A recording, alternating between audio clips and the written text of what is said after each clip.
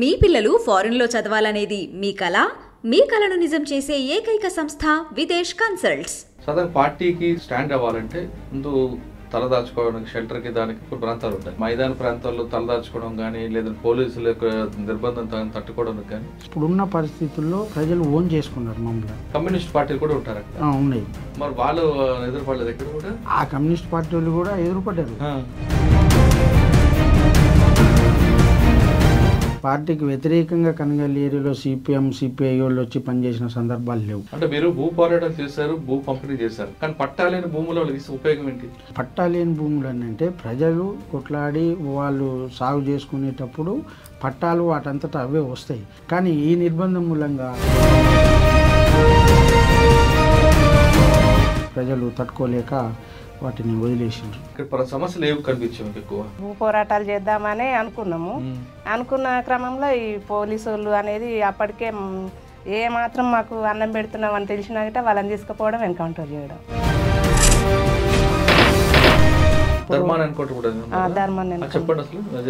ధర్మాన్ని ఎన్కౌంటర్ అది నైటే మొత్తం మాకు అర్థం కాలేదు. పోలీసు మొత్తం చుట్టుముట్టి వెళ్ళిపోయింది. ఊర్లో కొంతమంది మాజీలు అని ఒక ముద్ర వేసి వాళ్ళు ఏదో దూరంగా చూడడం, భయపడడం చేస్తుంటారు. అటువంటి అనుభవాలు మీకు ఎదురయ్యా? అమలు పరిస్థితి అంటే 21 years నుంచి ఇదేం యాక్షన్ ఇల్లది. అసలు ఎందుకంటే ఆలోచన వస్తుంది జనాలు? అలా చైతన్యం అదే అని అర్థం చేసుకుంటున్నారు. Welcome to crime confessions. ఒకప్పుడు గ్రామాల్లో ఉన్న పరిస్థితుల్లోనూ లేదా చుట్టూ జరుగుతున్న దారుణాన్ని చూడలేకో లేదా భావజాల ప్రభావంతోనో కొంతమంది అడుగుబాటు పట్టారు. అడవిలోకి వెళ్ళిన తర్వాత ఎండనక వాననక వర్షం అనక అక్కడే ఉంటూ ఆ చలికి తట్టుకుంటూ అక్కడ చుట్టూ ఉన్న పాముల్ని పురుగుల్ని దాటుకుంటూ ఒకవైపు పోలీసులు బుల్లెట్లతో తట్టుకుంటూ ఆ అడవి ప్రాంతంలోనే తమ ప్రాణాలని లెక్క చేయకుండా కుటుంబాలని దూరంగా ఉంటూ పేద ప్రజల కోసం, బడుగు బలహీన వర్గాల అభివృద్ధి కోసం కృషి చేశారు.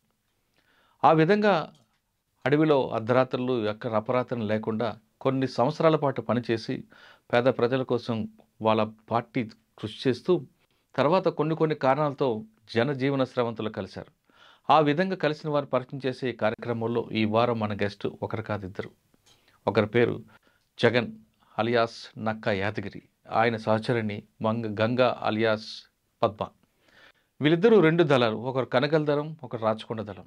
వీళ్ళిద్దరూ ఎందుకు పార్టీలకు వెళ్ళారు, వెళ్ళిన తర్వాత వాళ్ళు చేసిన కార్యక్రమాలు ఏంటి, పీపుల్స్కి అభివృద్ధి ఏ విధంగా చేశారు, వాళ్ళు పార్టీలకు వెళ్ళినప్పుడు ఏ విధంగా ఉండేది, తర్వాత క్రమేపీ పార్టీలో ఎలాంటి మార్పులు వచ్చాయి, అసలు ఎందుకు వీళ్ళు పార్టీని వీడి జనజీవన సంస్థలకు వచ్చారు, వచ్చిన తర్వాత వాళ్ళ జీవన విధానం ఏ విధంగా కొనసాగుతున్న విషయాల్ని వాళ్ళని తెలుసుకుందాం. అన్న నమస్తే, అక్క నమస్తే.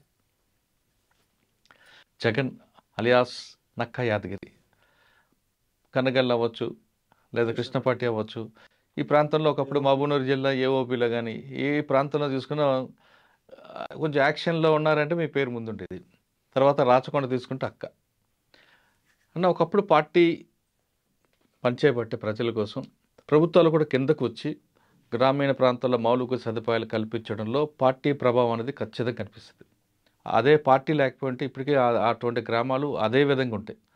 రూపాయి నోటుకి కాయిన్కి తేడాలు తెలియని గ్రామాల్లో మీలాంటి వాళ్ళు వెళ్ళి వాళ్ళు రాజకీయ చైతన్యం కల్పించబట్టి వాళ్ళకి రూపాయికి కాయిన్కి తేడా తెలిసింది, దళారులను దూరం అయ్యారు. మీరు వెళ్ళే సమయంకి దాదాపు 90 ఆ టైంలో ఆ ప్రాంతంలో పరిస్థితి ఎలాగుండేది, ఎందుకు మీరు అడుగుబాటు పట్టారు, వెళ్తున్న తర్వాత క్రమేపీ ప్రజలతో మమ్మకమైన మీకు ఎందుకు పార్టీ నుంచి దూరం అయ్యారు అనే విషయాలు మీరు ఒకసారి చెప్పండి. ఫస్ట్ అక్క చెప్తారు. అక్క, మీ దేవురు, నాన్న అమ్మాయి మీరు ఏం చదువుకున్నారు అంటే ఆ ఊర్లో పరిస్థితులు ఏ విధంగా ఉండేది అప్పుడు? మాది ఒలిగొండ మండలం సుంక్షాల గ్రామం. అయితే అక్కడ మాకు చిన్నప్పటి నుండి అందరం మా కుటుంబమే పని చేసినాం, పార్టీ పని చేసినాం. మా కుటుంబం అందరికీ అందరు తెలుసు, మా వాళ్ళందరికీ. అయితే అక్కడ మన బావి దగ్గరికి రావడం, మేము వంటలు చేసి పెట్టడం, అట్లా మాకు మంచి పరిచయం అయ్యారు. బావి దగ్గర రావడం, వంట చేశారు, ఆ పరిచయమేనా లేదంటే గ్రామీణ మీటింగ్ పరిస్థితి కూడా దారుణంగా ఉండేవా? దారుణం అంటే ఇక అంత మన ఊరు సైడ్ లేకుండా పక్క ఊర్లలో ఉండేది. అయితే ఇక్కడ మాకు ఎక్కువ ఇట్లా పరిచయం అయ్యి అప్పటికే మిలిటెంట్లని చంపేయడం, ఎన్కౌంటర్లు చేయడం, పోలీసు వాళ్ళు ఒలిగొండ మండలంలో చాలా ఎన్కౌంటర్లు కానీ ఒలిగొండలో కొంచెం పట్టెల రాజ్యం ఉంటుంది కదా అప్పట్లో. ఉన్నారు. కానీ ఇంకా వాళ్ళని ఇట్లా బెదిరించారు మా ఊళ్ళు. మన ఊర్లో కాకుండా వేరే ఊర్లలో బెదిరించారు. అంటే ఆలేరు ఏరియాలో మొత్తం జర పటేళ్ళది దొరలది ఉండే కదా, వాళ్ళది మొత్తము వాళ్ళ పోరాటం చేసిరు, వాళ్ళతోటి గొడవలైనాయి, అన్నీ అయిపోయినాయి. అప్పటికి అన్ని వచ్చేవారు వాళ్ళు, వచ్చేది. అలా పరిచయం అయింది. అలా పరిచయం అయింది. ఇంకోటి ఇక మేము చేయడం ఇట్లా మా కుటుంబం ఆ పార్టీ పనే చేసేది. ఎంతమంది మొత్తం కుటుంబం అంటే? కుటుంబం అంటే అమ్మ, 2 అన్నలు అయితే ఒక అన్న చనిపోయాను. ఎలా? ఆయన కరెంట్ షార్ట్ వచ్చి చచ్చిపోయింది ఇంటి దగ్గరనే. ఒక అన్నుండు, నేను బాయి కాడికి వచ్చేది. ఇంక అట్లా మనకు మంచి పరిచయం, పార్టీ సంబంధాలు మాకు. ఇక మేము వాళ్ళు మంచిగా అయ్యి ఇట్లా పోవాలన్న ఆలోచన వచ్చింది. అప్పుడు మొత్తం ఎక్కడ చూడు ఒక ఇప్పుడు పాటలు ఇట్లా కొట్టిరంట ఆ ఊర్లో, ఇట్లా అట్లా మంచిగా చేస్తారు, అందరు పోయిరు అట్లా. అంటే ఇట్లా పోయి ప్రజల కోసం సేవ చేస్తారు, పాపం వాళ్ళు వీళ్ళు ఎన్కౌంటర్లు అయిపోయారు అని చాలామంది ఇట్లా అనుకుంటుంటే ఇట్లా అదే మూమెంట్లో వెళ్ళిపోయినాం. అన్న మీరు చెప్పండి, మీరు మీ ప్రస్తావన ఎలా ప్రారంభమైంది అడవిలో? నా పేరు నక్క యాదగిరి అలియాస్ జగన్. నాది హనుమల మండలం మారేపల్లి గ్రామం. అది నేను ఇంటర్మీడియట్ వరకు చదువుకున్నా. నాది మొత్తం 1 to 10th వరకు గ్రామీణ స్కూలే, గ్రామీణ ప్రాంతంలో చదువుకున్న స్కూలే. ఓన్లీ నేను ఇంటర్మీడియట్కు నల్గొండ జూనియర్ కాలేజ్కి పోయినా. అప్పుడు 88, 89. 88, 89లో అప్పుడు ఈ ఆర్ఎస్ స్టూడెంట్స్ యూనియన్ అనేది బాగా ప్రభావం ఉన్నది. అప్పుడు నాకు ముందు పరిచయం అయింది శ్రీరాముల శ్రీనివాసు. ఇప్పుడు సరెండర్ అయింది, రాష్ట్ర కమిటీ, స్టేట్ కమిటీ నుంచి. ఆయన నాకు ఆ కాలేజీలో కొంతమంది ద్వారా పరిచయం అయ్యిండు. పరిచయం అయినప్పుడు అట్లా మేము ఈ గ్రామాలకు తరలండి క్యాంపెయిన్, ఆ విధంగా నేను 90 వరకు చేసిన. తర్వాత నాకేంటంటే మళ్ళీ ఆయన లేడు, మళ్ళీ కట్ అయింది ఒక 2 years. 92 ఆ ప్రాంతంలో కట్ అయిపోయింది. మళ్ళీ 92 తర్వాత ఈ విద్యాసాగర్ అని ఒకతను వచ్చిండు, శంకర్ విద్యాసాగర్, ఆయన అశోక్ అనేది ఆయన. 92, 93 నుంచి వెళ్ళి మళ్ళీ మేము 1+1 నేను ఆయన ఇద్దరమే మా అప్పుడు నల్గొండ చుట్టుపక్కల ఊర్లల్లో పోయి ఉదయం పూట నల్గొండ టౌన్లో ఉండి మళ్ళీ ఉదయం అక్కడ పోయి 93 నుంచి చిన్నగా స్టార్ట్ అయింది. 1+1 తోటి చిన్నగా దళం ఏర్పడ్డది. దళం ఏర్పడి అప్పటికి ఇక 1+2 అయిపోయింది, 3 అయిపోయింది. తర్వాత 7 members కూడా వచ్చింది. ఇక్కడ నల్గొండలో కనగల దళం. అప్పటికి జిల్లాల 3 దళాలు ఉన్నాయి. ఆలేరు ఉంది, రాచకొండ ఉంది, ప్లస్ కృష్ణపట్టి ఉంది. కృష్ణపట్టి ఉంది. మధ్యలో కనగల్ ఏరియా బెల్ట్ లేదు. లేకపోవడం మూలంగా ఈ 93 నుంచి ఈయన అశోక్ ద్వారా మేము ఆ చుట్టుపక్కల పల్లె, నల్గొండ చుట్టుపక్కల పల్లెలలో చిన్నగా తిరుగుకుంటూ తర్వాత పార్టీ 2-3 పంపించి వెపన్స్ పంపించి తర్వాత డ్రెస్సు అవన్నీ తర్వాత 94 వరకు ఒక రూప్ వచ్చింది, ఒక దళ మూవ్మెంట్ అనేది. అన్న మీరు ఇంటర్మీడియట్ చదువుకున్నారు, డిగ్రీ వెళ్ళాల్సింది, మీరు తుపాకీ పట్టుకుని అడవులోకి వెళ్తాయంటే మరి మీ అమ్మ నాన్న ఒప్పుకోలేదా? ఇక అమ్మ నాన్నకు మనం అలాని కలిసి చెప్పలేదు కదా, చెప్పకుండానే వెళ్ళిపోయినాం. ఎందుకంటే అంత ప్రభావం అంటే ఆ భావజాలం వచ్చిందా లేదా అక్కడ ఉన్న ఏమైనా అన్యాయాలు అక్రమాలు చూసి?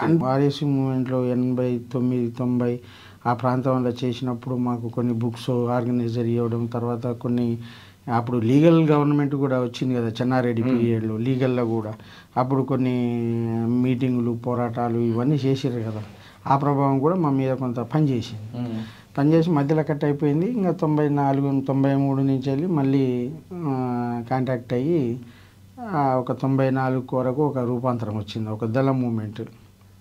94లో మీద ఒక రూపం వచ్చింది. మీకు అప్పుడు బాధ్యుడు ఎవరు?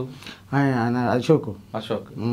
మీ పేరు నక్క యాదగిరి, మరి మీకు జగన్ అనే పేరు ఎందుకు మార్చాల్సి వచ్చింది? 91లో అనుకుంటా. ప్లస్ 91లో ఈ జగన్ యాదవ్ అని ఎన్కౌంటర్ జరిగింది ఇక్కడ మన చిట్యాల మండలంలో. చిట్యాల మండలంలో అలా ఒక అతను జగన్ అతను చనిపోయిండు. ఆ పేరు మీద ఆ పేరు పెట్టుకున్నాం మనం, అంతే. ఆ పేరు ఎవరు మన డీసీఎం పెట్టారు మీకు? ఆయనే అశోకే జగన్ అని పెట్టుకోమంటే సరే ఓకే అని చెప్పేసి జగన్ అని మేము పెట్టుకున్నాం. 94 వరకు ఒక రూపాంతరం వచ్చింది అన్నట్టు. 92, 93 నేను ఇంటి దగ్గరనే ఉన్నా. మళ్ళీ 92, 91, 92 పార్టీ పనిచేస్తూ ఇంటికి అప్పుడు శ్రీనివాస్ వెళ్ళిపోయిండు, జిల్లాల నుంచి వెళ్ళిపోయిండు, ఏమో తెలియదు, నాకు ఎవరు కలవలే. ఇక నాది వచ్చి ఇంటి దగ్గర ఉండుకుంటూ 92, 93లో మళ్ళీ కాంటాక్ట్. 94లో మీకు జగన్ పేరుతో పార్టీ స్టార్ట్ అయింది, అంటే ఒక రూపం వచ్చిందంట దళంకి. మీకు ఇచ్చిన బాధ్యతలు ఏంటి? ఇక్కడ దళ సభ్యుని ఆయన కమాండరు. దాంతో ఒక 3 నెలలు 4 నెలలు మేము ఇద్దరం తిరిగిన తర్వాత మళ్ళీ నిజామాబాద్ నుంచి ఒక కామ్రేడ్ని పంపించారు. ఒక అతన్ని పంపించి అతను తోటి 3 అయినాం. మళ్ళీ ఇంకొక ఇద్దరిని పంపించి ఒక 4, 5 స్క్వాడ్ ఏర్పడ్డది. దానికి ఒక కనగల దళం అని ఆ పేరు అప్పుడే పెట్టుకున్నారు 94లో. కరెక్టే. మీరు కనగల దళంలో పనిచేస్తున్నప్పుడు మీకున్న సమస్యలు ఏమి ఎదురయ్యాయి అక్కడ గ్రామీణ ప్రాంతంలో? అయితే కనగల్ ప్రాంతం అనేది పూర్తిగా మైదాన ప్రాంతం. సెమీ ఫారెస్ట్ లేకుంటే అవే అది లేదు, మొత్తం మైదాన ప్రాంతం. మొత్తం అది చిలకలు, పొలాలు, బావులు ఈ ప్రాంతంలో ఉండేది. అయితే మేము తిరిగే క్రమంలో మాకు ఎందుకనంటే అప్పటికి తెలంగాణ సాయుధ పోరాట మూమెంట్లో ఈ మా ఏరియాలో ఉన్న అప్పటికి మర్చిపోలే ఇంకా జనాలు. తెలంగాణ సాయుధ పోరాటం ఉంది మర్చిపోలే. దానికంటే ముందు రౌఫ్ గ్రూప్ వాళ్ళు కూడా తిరిగేది అప్పటికి 89, 90లో వాళ్ళు కూడా తిరిగేది. అయితే వాళ్ళు మేము తిరిగేటప్పుడు వాళ్ళు లేరుగా. లేకపోవడం మూలంగా తెలంగాణ సాయుధ పోరాటం ప్రభావంతో మమ్మల్ని హక్కున ఓన్ చేసుకున్నారు జనం. ఇది కూడా కమ్యూనిస్ట్ పార్టీ. సాధారణంగా ఎక్కడ సమస్య ఉందో ఆ సమస్య ప్రాంతంలో కొత్త దళం పెట్టి ఆ ప్రాంతానికి ఆ పేరు పెడుతుంటారు. కానీ ఇప్పుడు మీరు చెప్తున్న మైదాన ప్రాంతంలో సమస్య లేని ఆ ప్రాంతంలో కనగల దళం ఎందుకు పెట్టాల్సి వచ్చింది అని అంటే, మనం కనగల్ బేస్ చేసుకొని చుట్టూ 4 మండలాలు తిరగాలి అనే దాంతో ఆ పేరు పెట్టిండ్రు. అయితే ప్రత్యేక సమస్యలు అంటే అన్ని గ్రామాలలో పెన్నదారుల సమస్యలు ఉన్నాయి, అన్ని గ్రామాలలో కొంత భూస్వామ్యాల సమస్యలు ఉన్నాయి, అన్ని గ్రామాలలో ఉన్నాయి. ప్రత్యేకంగా అన్ని గ్రామాలలో కొన్ని ఊర్లలో ఎక్కువ ఉండొచ్చు, కొన్ని ఊర్లలో తక్కువ ఉండొచ్చు, ఉన్నాయి. అప్పుడు ఆ సమస్యలతోటి ఆ దళం కొన్ని పరిష్కారం చేసింది. 94లో పరిష్కారం కొంత ఈ కొత్త ఏరియాను పెంచుకునే క్రమంలో ఎన్కౌంటర్ కూడా జరిగింది. 94 ఎన్కౌంటర్ జూన్లో ఎన్కౌంటర్ జరిగినప్పుడు ఆ ఎన్కౌంటర్లో రంగారెడ్డి జిల్లా నుంచి వచ్చిన ఒక అతను బొందన్న అక్కడ డిప్యూటీ కమాండరు, అతను చనిపోయిండు నా ముందరనే. మేము పైలట్ టీం ఉంటుంది, ఆయన డిప్యూటీ కమాండర్, నేను సభ్యుని ఉంటిని. నా ముందరనే మేము అప్పటికి మాకు అంత పెద్ద ట్రైనింగ్ ఏం లేదు, అప్పుడు మన పార్టీ ఇంకా అంత పెద్ద ట్రైనింగ్ ఇచ్చింది ఏం లేదు. అదే 94 ఎన్కౌంటర్లో అతను చనిపోయినారు. తర్వాత ఇంకొక అతను చనిపోయినారు. మా కమాండరు దెబ్బలు తగిలినాయి ఆయనకు. అప్పుడు అశోక్ లేడు కమాండరు, ఈదన్న ఉన్నాడు. ఈదన్న అంటే హుసేన్ బి వాళ్ళ భర్త ఉండే ఆయనకు దెబ్బలు తగిలినాయి. ఇంకా ఎక్కడికక్కడ చెల్లాచెదిరైపోయిన తర్వాత నా ముందరనే ఈ సుదర్శన్ అంటే ఆయన చనిపోయింది. అన్నప్పుడు మీరు పనిచేస్తున్న మొట్టమొదటి ప్రాంతంలో అదే అరణ్య ప్రాంతం కాదు, మైదాన ప్రాంతం, తర్వాత కొంత గ్రామీణ ప్రాంతం కూడా చెప్పలేము. అటువంటి ప్రాంతంలో సాధారణ పార్టీకి స్టాండ్ అవ్వాలంటే ముందు తలదాచుకోవడానికి షెల్టర్కి దానికి కొన్ని ప్రాంతాలు ఉండాలి. మీకు అటువంటి సమస్యలు రాలేదా? మైదాన ప్రాంతాల్లో తలదాచుకోవడం కానీ, లేదా పోలీసుల యొక్క నిర్బంధం తట్టుకోవడానికి కానీ? మైదానం వచ్చింది అంటే అప్పుడున్న పరిస్థితుల్లో ప్రజలు ఓన్ చేసుకున్నారు, మమ్మల్ని దళాన్ని ఓన్ చేసుకున్నారు. అప్పుడున్న పరిస్థితుల్లో వీళ్ళు మన కోసమే పనిచేస్తున్నారు, మన కోసమే తిరుగుతున్నారు వాళ్ళని అని చెప్పేసి ఓన్ చేసుకున్నారు. కాబట్టి ఆ మైదాన ప్రాంతంలో అన్ని రోజులు పార్టీ నిలబడింది. కానీ అక్కడ ఇంకొక సమస్య ఉంటుంది, కమ్యూనిస్ట్ పార్టీలు కూడా ఉంటారు అక్కడ. ఉన్నాయి. మరి వాళ్ళు ఎదురుపడలేదు ఎక్కడ కూడా? ఆ కమ్యూనిస్ట్ పార్టీ వాళ్ళు కూడా ఎదురుపడ్డారు కూడా. కమ్యూనిస్ట్ పార్టీకి మేము ఇప్పుడున్న కమ్యూనిస్ట్ పార్టీ, ఇప్పుడున్న పీపుల్స్ వార్ పార్టీ, ఈ ఎర్రజెండా అదే ఎర్రజెండా దానికి అర్థం చేయిస్తే వాళ్ళే మా ఊళ్ళే కొన్నిసార్లు కొన్ని ఊర్లలో వాళ్ళే మా ఊళ్ళ. కానీ మనకు పార్టీకి వ్యతిరేకంగా కనగల్ ఏరియాలో సిపిఎం సిపిఐ వాళ్ళు వచ్చి పనిచేసిన సందర్భాలు లేవు. అంటే మీరు వెళ్ళిన తర్వాత మొట్టమొదటిసారి మీరు చేసిన మంచి కార్యక్రమం చెప్పండి. అంటే మీరు చేసినవన్నీ మంచిగా ఉంటాయి, కానీ బాగా గుండెగా అత్తును కార్యక్రమం ఉంటుంది కదా. అప్పుడు 97లో అట్లా భూ పోరాటాలు బాగా జరిగినాయి. అంటే పురంబోకు భూములు అయితేంది, భూస్వామ్య వ్యతిరేక పోరాటాలు, భూస్వాముల ఓన్ ఇప్పుడు అవి ఉంటే పట్టా భూములు పంచడం కార్యక్రమాలు కొన్ని బాగా చేసినాం. కొన్ని గ్రామాలల్లో 100 ఎకరాలలో ఎర్ర జెండాలు బాతడం, తర్వాత కొన్ని గ్రామాలల్లో దున్నుకోవడం కూడా జరిగింది. కానీ నిర్బంధం మూలంగా మళ్ళీ ఎక్కడోళ్ళు వాళ్ళ అంటే మీరు భూ పోరాటం చేశారు, భూ పంపిణీ చేశారు, కాదనట్లేదు, 1000 ఎకరాలు పంచారు, కానీ పట్టాలేని భూముల ఉపయోగం ఏంటి? పట్టాలేని భూములు అంటే ప్రజలు నిలబడి స్టాండ్ అయ్యి కొట్లాడి వాళ్ళు సాగు చేసుకునేటప్పుడు పట్టాలు వాటంతటా అవే వస్తాయి. కానీ ఈ నిర్బంధం మూలంగా వాళ్ళు ఆ పట్టాలను సాగు చేసుకోలేకపోయారు. జెండాలు బాతడం అంత మటుకే జరిగింది, కానీ సాగు కాడికి వస్తాలకే ప్రజలు తట్టుకోలేక వాటిని వదిలేసిండ్రు. కానీ అప్పుడు మీకు బాధ అనిపిస్తుంది కదా, ఎంతమంది కష్టపడి వీళ్ళు సహకరిస్తే వాళ్ళ వైపు నుంచి అంటే బాధ అనిపిస్తుంది. కానీ అక్కడ నిర్బంధం చాలా తీవ్ర రూపం ఉన్నది కదా, తీవ్ర రూపంలో వాళ్ళు నిలబడి ఆ చైతన్యం ఉండాలి కదా జనం దగ్గర. అంటే రాజకీయ చైతన్యం ఏ విధంగా తీసుకొచ్చారు వాళ్ళ? మరి రాజకీయ చైతన్యం అంటే మనం ఈరోజు ఈ పరిస్థితి ఇట్లా ఈ పెత్తందారులకు భూస్వాములకు వ్యతిరేకంగా ఈరోజు ఇలా ఉన్నోడు లేనోడు అనేది అందరు ఉన్నోడేమో రోజు రోజుకి ఇంకా ఉన్నోడు అయిపోతున్నాడు, లేనోనికి భూమి లేదు, భూ పంపిణీ పరిష్కారం అని చెప్పేసి జనాలకు ఎడ్యుకేట్ చేయడం అనేది జరిగింది. తర్వాత అప్పుడు ఇంకా కొన్ని ఇసుక సమస్య కూడా ఉండేది. వాగులలో కన్నెల వాగు అనేది పెద్ద వాగు, ఇసుక సమస్య కూడా ఉంది. ఆ ఇసుకకు వ్యతిరేకంగా కూడా మనం చాలా పెద్ద ఎత్తున పోరాటం చేసినాం. దాని తర్వాత అప్పుడు ఈ జలసాధన సమైక్య అనే పేరుతోటి కూడా కొన్ని లీగల్ మూమెంట్లు చేయడం జరిగింది. ఓకే, జలసాధన సమితి కనగల్లో. కనగల్ తర్వాత ఎక్కడికి వచ్చారు? నేను కనగల్ తర్వాత కృష్ణపట్టి. అక్క మీరు చెప్పండి, అన్న కృష్ణపట్టి దగ్గరకు వస్తారు. మీరు రాచకొండ, ఆలేరు నుండి రాచకొండ. ఆలేరులో మీరు చేసిన కార్యక్రమాలు ఏంటంటే? మేము చేసినామంటే ఇక జనాలలో తిరగడమే. అప్పటికి జనాలలో తిరగడం కొంచెం ఇంకా అక్కడ మా ఆలేరు ఏరియాలో చాలా మంది మాకు ప్రజలు చాలా మంచిగా చూసుకునేది. అంటే పోయిన అన్నం పెట్టడం, ఏదన్నా వచ్చిన సమస్య ఎస్సీ వాళ్ళైనా ఇంకా వేరే వాళ్ళైనా ముందుకు ఎక్కువ ఎస్సీ వాళ్ళే మమ్మల్ని కడుపులో దాచిపెట్టుకున్నాం. అక్కడ మీరు పనిచేసిన ఆలేరు, ఒకవైపు వరంగల్, ఒకవైపు జనగాం, ఇంకోవైపు సిద్దిపేట, మీకు బాగా పార్టీకి పట్టున్న ప్రాంతం అది. దాంట్లో మీ దగ్గరలో అందులో రావడానికి కూడా పోలీసులు భయపడేవారు, ఉదయం టైంలో కూడా వెళ్ళడానికి కూడా. అటువంటి ప్రాంతంలో అక్కడ సమస్యలు ఏవి కనిపించాయి మీకు? ఎక్కువ సమస్యలు అంటే ఇక ఇవి చేద్దామని, భూ పోరాటాలు చేద్దామని అనుకున్నాము.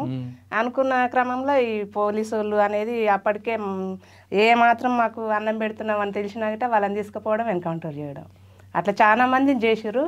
జనాలు భయపడిపోయారు. భయపడి అప్పటికి కొన్ని అలా పని చేసినప్పుడు కొనాలి కదా. మీకు బాగా గుర్తుండిపోయిన యాక్షన్ ఒకటి చెప్పగలరా? పోలీస్ రికార్డులో ఉన్నది ఇక అంటే ఇక అవి అన్నీ చేసినాం. కానీ ఇంకా పోలీస్ అటాక్ గానీ ఉందా?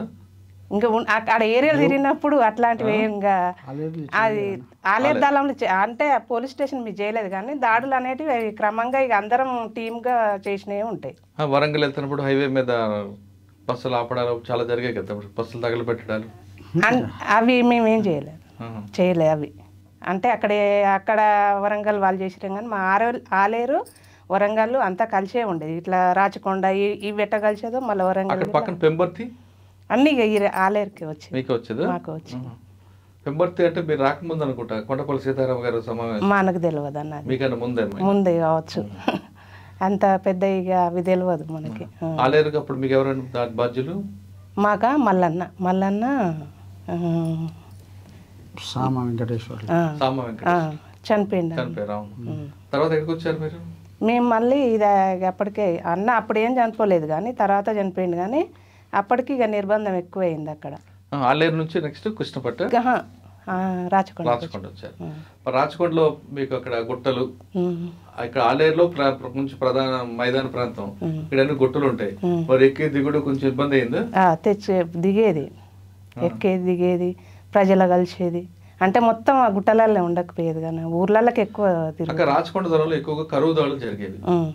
మీకు బాగా గుర్తుండిపోయిన కరుదాడు చెప్పండి ఒకటి. అంటే అప్పటికి మేము ఆలేరులో ఉన్నాం అన్న. రాచకొండ కరుదాడు లేరా? లేవు. ఆ రూట్ల కరుదాడు కానీ అక్కడ అప్పుడు నేను అక్కడ మేము ఆలేరు దళంలో ఉన్నా. అప్పటికి ఇక మాకు ఇక్కడ ఎన్కౌంటర్లు అయిన తర్వాత ఇది ఇక్కడ ఉన్న క్యాడర్ గిట్ట కోల్పోతామన్న దాంతో చిన్నగా మళ్ళీ రాచకొండకి వేసారు మమ్మల్ని. ఎక్కడ ఆలేరు నుంచి? ఆలేరు నుంచి. రాచకొండ ఎక్కడ తిరిగివారండి? మొత్తం ఇక ఏరియా మొత్తం రాచకొండ అంటే ఆ రూట్ల మంచాల, లోయపల్లి, కోదాసిపల్లి, అక్కడ ఇంకా అన్ని ఊర్లు. అదే టైంలో యాచారం పోలీసు మీద అటాక్ అయింది కదా ఒకటి? అప్పుడు కాలేదన్న, కాలేదు. మేము రాకముందు. మీరు చెప్పండి అన్న, ఇప్పుడు కనగల్ నుంచి మీరు ఎటు వచ్చారు? కృష్ణపట్టి కూడా బాగా. కృష్ణపట్టిలో ఏంటంటే ఇప్పుడు జిల్లాలో అప్పుడు వేరే వాళ్ళ టెలిఫోన్ ఎక్స్చేంజ్ లేదు. మా కనగల్ ఏరియాలో సపరేట్ పోలీస్ స్టేషన్ల మీద దాడి ఏం లేదు. వేరే వాళ్ళ టెలిఫోన్ ఎక్స్చేంజ్, అది వీరవల్లి టెలిఫోన్ ఎక్స్చేంజ్ వాళ్ళు ఆలేరు దళం చేశారా? అంటే నేను పోక ముందుకు అప్పటికే అయిపోయింది. అయితే మా ఏరియాలో అంత మైదాన ప్రాంతం కాబట్టి మనం ఆ స్టేషన్లకు తర్వాత వాటికి మీదకి ఏం లేదు, జరగలేదు. కాకపోతే ఒకటి అవుట్ పోస్టు అడిదోలపల్లి అవుట్ పోస్ట్ ఒకటి, తర్వాత ఈ నాంపల్లి ట్రెజరీ మీద ఒకటి చేసినాం. కానీ నాంపల్లి ఇది ఫెయిల్ అయిపోయింది. అడిదోలపల్లి ఎలా సక్సెస్ అన్న? అడిదోలపల్లి అప్పుడు మన జిల్లా కమిటీ సెక్రటరీ ఉండే ఆయన టీం తోటి చేయగానే ఒక 20 మంది 30 మంది ఉన్నట్టు అప్పుడు చేస్తే దాంట్లో మాకు ఒక 4 వెపన్స్ వచ్చినాయి. అవి తీసుకొని మేము వెళ్ళిపోయినాం. అంటే మీరు ఎలా రెక్కి వేసారా లేదా డైరెక్ట్ అటాక్ కొట్టి? రెక్కి వేయకుండా వెళ్ళరు? రెక్కితోటే చేసిండ్రు. ఎన్ని రోజులు వేసారు రెక్కి? ఎన్నో రోజులు అంటే ఒక 2-3 రోజులు చేసారు అంతే. దాని గురించి ఎన్ని గంటలకు స్టార్ట్ అయింది ఆపరేషన్? రాత్రి 10 గంటలకు అట్లా స్టార్ట్ అయింది. 12-2 అయిపోయినట్టున్నది. రిట్రీట్ ఎలాగయ్యారు? రిట్రీట్ మళ్ళీ ఆ ఏరియాలో ఒక బస్సు, నైట్ ఆర్డర్ బస్సు ఉంటే ఆ బస్సులో తీసుకొని మనం దేవరకొండ ఏరియాకి వెళ్ళిపోయినాం. అప్పటికి ఉదయం అయింది. దేవరకొండ నుంచి ఫోర్స్ వస్తూనే ఉన్నది. అవి ఇక మనం ఆ కృష్ణపట్టి గుట్టల నుంచి వెళ్ళి మళ్ళీ అటు మహబూబ్నగర్ బార్డర్లోకి వెళ్ళిపోయి అట్లా ఒక 2-3 నెలలు మహబూబ్నగర్లోనే ఉన్నాం అన్నట్టు. మహబూబ్నగర్ టౌన్లో కాదు, అంటే అలా బార్డర్ అప్పర్ ప్లాట్ అనేది ఉంటుంది, మధ్యమడు ఆ దళంతో ఆ ఏరియాలోనే ఒక 2-3 నెలలు ఉన్నాం. సాధారణంగా ఆడవాళ్ళు తీసుకుంటే పూర్తిగా దాని మీద అవగాహన ఉన్న వాళ్ళు వెళ్ళినా బయటికి రాలేరు. మీరు చెప్తున్న నల్లమలలో చెంచులు లాంటి వాళ్ళే ఒక్కోసారి తప్పిపోతుంటారు. సాధారణంగా అన్నలు అడవిలో ఉన్నప్పుడు ఒకవేళ సమావేశంకి వెళ్ళాలన్నా, ఒక ప్లేన్ ట్రిప్ పెట్టాలన్నా, లేదా ఒక షెల్టర్ తీసుకోవాలన్నా, ఒక పెద్ద పోలీస్ నుంచి అటాక్ అయినప్పుడు రిట్రీట్ అవ్వాలన్నా ఏ విధంగా తెలుస్తుంది అన్న మీకు? అదంతా పోలీసులే గూగుల్ మ్యాప్ పట్టుకు దొరుకుతుంటారు, మీకు మ్యాప్లు ఉండవు, ఏమి ఉండవు కదా. లోకల్ వాళ్ళు ఉంటారు అక్కడ. చెంచోల నుంచి మనకు రిక్రూట్ ఉంటుంది, ప్రజల నుంచి సంబంధాలు, ప్రజల నుంచి మనకు సహకారం ఉంటుంది. కాబట్టి మనకు అక్కడ లోకల్ వాళ్ళు దళాలలో పనిచేసినప్పుడు వాళ్ళే గైడ్, వాళ్ళకు అన్ని విషయాలు తెలుస్తాయి. అవునన్న, పేరు ఒక దగ్గర వెళ్ళాలి. ఇప్పుడు కృష్ణపట్టి దళం ఒక దగ్గర షెల్టర్ తీసుకోవాలి. కృష్ణపట్టి నుంచి మీరు ఆ పైకి అప్పర్ పాయింట్ దగ్గరికి వెళ్ళాలి, మధ్య మడుగు వెళ్ళాలంటే లోకల్ చెంచులతో గైడ్ తీసుకుని వెళ్తారు. అక్కడికి వెళ్ళిన తర్వాత మీరు షెల్టర్ తీసుకున్నప్పుడు పోలీసు ఫోర్స్ అటాక్ చేసింది అనుకోండి, మీరు మొత్తం చెల్లా చెదరు వెళ్ళిపోతుంటారు. అప్పుడు మీకు ఎలా తెలుస్తుంది బయటకు వెళ్ళాలని? బయటికి వెళ్ళాలని అంటే ఆమె గ్రామాలలో ఏదో ఒక గ్రామం అయితే చేరుతాం కదా, ఆ గ్రామం వాళ్ళు మనకు అప్పుడున్న పరిస్థితుల్లో మనకు సహకరించి మనకు అప్పుడు వాళ్ళు రూట్ చూపెట్టడమా, లేకుంటే కొన్ని రోజులు దాచిపెట్టడమా, అలాంటివి చేసి. మీరు ఒక ప్రాంతంలో ఉన్నారు, ఏ అనే ప్రాంతం ఉన్నారు. ఏ అనే ప్రాంతానికి ఒక గైడ్ తీసుకెళ్తాడు. మీకు అది చుట్టుపక్కల ఏం జరుగుతుంది, ఎవరు వస్తున్నారు వెళ్ళడానికి అనేది కనిపించే ప్రాంతం, ఎత్తైన ప్రాంతం. అంటే మీదే అప్పర్ హ్యాండ్ అన్నది. తెల్లవారుజామున పోలీసులు అటాక్ చేస్తారు. చేసినప్పుడు మనం ఉత్తర వైపు వెళ్దామా, దక్షిణ వైపు వెళ్దామా అనేది ఆలోచన ఉండదు. అక్కడ నుంచి పారిపోవాలి అంతే కదా. ఆ పారిపోయే భాగంగా ఎటువైపు వెళ్తే రోడ్డు వస్తుంది, ఎటువైపు వెళ్తే నది వస్తుంది, ఎటువైపు వెళ్తే ఊరు వస్తుంది అనే విషయం ఎలా తెలుస్తుంది అన్న? అంటే ముందే చెప్పుకుంటారు ఇటువైపు ఇది, ఇటువైపు అదని? అంటే ఆ లోకల్ దళం వాళ్ళు ఉంటారు కదా, మనం ఏదైతే దళం వాళ్ళు ఉంటారో వాళ్ళెమ్మటి వాళ్ళు మనం వెళ్ళిపోతాం కాబట్టి మనకు పెద్ద సమస్య ఏమి ఉండదు. అంటే అందరూ ఆయనప్పుడు వెళ్ళరు కదా, ఫైరింగ్ అయినప్పుడు చల్లాచెదిరి వెళ్ళిపోతారు కదా. ఫైరింగ్ అయినప్పుడు అన్నిసార్లు చల్లాచెదిరి ఏం కావు, రిట్రీట్ అవుతుంటాం. లోకల్ వాళ్ళతో రిట్రీట్ అవుతుంటాం. లోకల్ దళంతో రిట్రీట్ రిట్రీట్ అయినప్పుడు మనకు అలాంటి గుర్తు తెలియని పరిస్థితి ఏముండదు. మనకు ఎవరో ఒకరు లోకల్ వాళ్ళు ఉంటారు. ఒకవేళ ఆ విధంగా మనం ఒకవేళ సింగిల్గా విడిపోయినాం అనుకో, సింగిల్గా విడిపోయినప్పుడు అప్పుడు ఏం చేస్తాం, అక్కడ ఉన్న గ్రామాలు లేకుంటే చెంచోళ్ళు ఎవరో ఒకరు మనం సహకారం తీసుకొని బయటపడుతుంటాం. అటువంటి సంఘటన ఇప్పుడు ఎదురైంది మీకు? అట్లా నాకేం కాలేదు. అట్లా ఏం కాదు. అంటే స్థానికుల సహకారంతోనే బయటపడతాం. తర్వాత ఎక్కడికి పనిచేస్తారండి మహబూబ్నగర్ వచ్చి? మహబూబ్నగర్లో అంటే నేను కృష్ణపట్టిలో ఒక 2 years పనిచేసిన. 2 years పనిచేసినప్పుడు అయితే అప్పుడు ఎట్లా ఉందంటే కృష్ణపట్టి ఏరియాలో ఏంటంటే బాగా వెనుకబడ్డ ఏరియా. ఇక్కడ రిక్రూట్ బాగుండేది. నల్గొండ, ఆలేరు, రాచకొండ, కనగల్లు వీళ్ళు రిక్రూట్ ఉండేది. ఈ వచ్చిన రిక్రూట్ని ఏం చేసేది, కనగల్ల కృష్ణపట్టిలో పెట్టి పోషించేది. ఎందుకు అని అంటే ఇక్కడ 20 మంది వచ్చారనుకో, 20 మందిని ఇక్కడ ఉండలేరు, మైదాన ప్రాంతంలో అట్లా ఉండలేరు. అప్పుడు ఎంత 7 members తోటే దళం తిరిగేది. ఒకవేళ 20 మంది 15 మంది కొత్త వాళ్ళు వచ్చారు అనుకో, కొత్త వాళ్ళు వచ్చినప్పుడు అప్పుడు ఇక్కడ మనకు షెల్టర్ డైవర్ట్ చేస్తాం. అక్కడ ఏంటంటే రిజర్వ్ ఫోర్స్, కృష్ణపట్టి రిజర్వ్ ఫోర్స్ సాధేటందుకు అట్లా వచ్చేది. అక్కడి నుంచి జిల్లా కమిటీ, రాష్ట్ర కమిటీలో వాళ్ళ అవసరాల కోసం వాళ్ళు తీసుకుపోయేది అన్నారు. కృష్ణపట్టి ఫోర్స్ తీసుకొచ్చి మీ ఇద్దరు పెట్టేవారు. అంటే ఎక్సెస్ వాళ్ళందరినీ వాళ్ళని మీరు ఏ విధంగా ట్రైనింగ్ ఇచ్చేవారు? ఇక వాళ్ళకి ట్రైనింగ్ మిలిటరీ క్లాసులు చెప్పడం, రాజకీయ క్లాసులు చెప్పడం, తర్వాత చదువు రాని వాళ్ళకు చదువు నేర్పడం, అలాంటివి చేసేటోళ్ళం. అందులో పనిచేసిన గుర్తున్నారా మీకు ఇప్పుడు? ఇక దాదాపు ఇప్పుడు అయితే గుర్తులేరు. నేను ఒక 20 years అయిపోయింది కదా. అంటే ఎక్కడైనా ఫోర్స్ అవసరం అనుకుంటే కృష్ణపడదాలని వాళ్ళు వాడుకునేవారు. అంటే ఇక్కడి నుంచి ఎక్కువ రిక్రూట్ అయిన సభ్యుల్ని మొత్తం అక్కడ పెట్టి అటు నుంచి వెళ్ళి అవసరాలకి రీత్యా పార్టీ వాళ్ళు తీసుకుపోయేటోళ్ళు. స్టేట్ కమిటీ, జిల్లా కమిటీ ఎక్కడంటే అక్కడ తీసుకుపోయేటోళ్ళు. అన్నప్పుడు జనగాము, ఆలేరు ఆ ప్రాంతం నుంచి ఎక్కువ మంది ఉండేరా రిక్రూట్మెంట్? ఎక్కువ ఆలేరు నుంచి బాగా వచ్చేది, రాచకొండ నుంచి బాగా వచ్చేది. అవునా? 3వ ప్లేస్ కనగల్లు వచ్చేది. కృష్ణపట్టిలో కొంచెం తక్కువ. ఎందుకు కృష్ణపట్టిలో ఎందుకు తక్కువ అని అంటే అది అక్కడ బాగా వెనుకబడ్డ ప్రాంతము. దాన్ని వెనుకబడ్డ ప్రాంతం వల్ల అప్పటికి మనల్ని ఓన్ చేసుకోవడం కొంచెం కొన్ని రోజుల వరకు కొంత తక్కువ ఉండేది. ఇక్కడ ఉన్నంత ఇదిగా ఉండకపోయేది అక్కడ ఓన్ చేసుకోవడం. తర్వాత కవర్ అయింది. కానీ మరి భోజనం అది ఏర్పాటు చేసేవారు వాళ్ళు? చేసాం. భోజనం కొన్నిసార్లు వండుకునేది, కొన్నిసార్లు జనాలు తెచ్చేది. అవన్నీ ఎక్కువ మేజర్గా జనం మీద ఆధారపడేది. మీరు ఇంటర్మీడియట్ చదువుకున్నారు, పార్టీలోకి వచ్చారు. అంటే మీకు ఒక సబ్జెక్ట్ అయితే ఉంది, ఏదో గుడ్డుగా రాలేదు మీరు. అలాగే కొంతమంది సీనియర్ నాయకులు ఉన్నారు, వాళ్ళు డిగ్రీలు, ఇంజనీరింగ్ చదివిన వాళ్ళు, డాక్టర్ చదివిన వాళ్ళు, లాయర్ చదివిన వచ్చారు. ఎందుకంటే ఆ భావజాలం, ఐడియాలజీ, అప్పుడున్న సమస్య అనేది అటువైపు తీసుకొచ్చింది. మీరు తీసుకున్న టైంలో తర్వాత వచ్చే వాళ్ళందరూ కూడా ఇంకా తక్కువ స్థాయిలో రావడానికి కారణం ఏమనుకోవచ్చు? అంటే ఈ నిర్బంధము యూనివర్సిటీలు, హై స్కూళ్ళు, కాలేజీలలో ఈ పార్టీ ఆర్గనైజేషన్ తగ్గిపోయి గ్రామాల ప్రాంతాలకే పరిమితం కావడం వల్ల గ్రామీణ ప్రాంత యువకులే వచ్చినారు.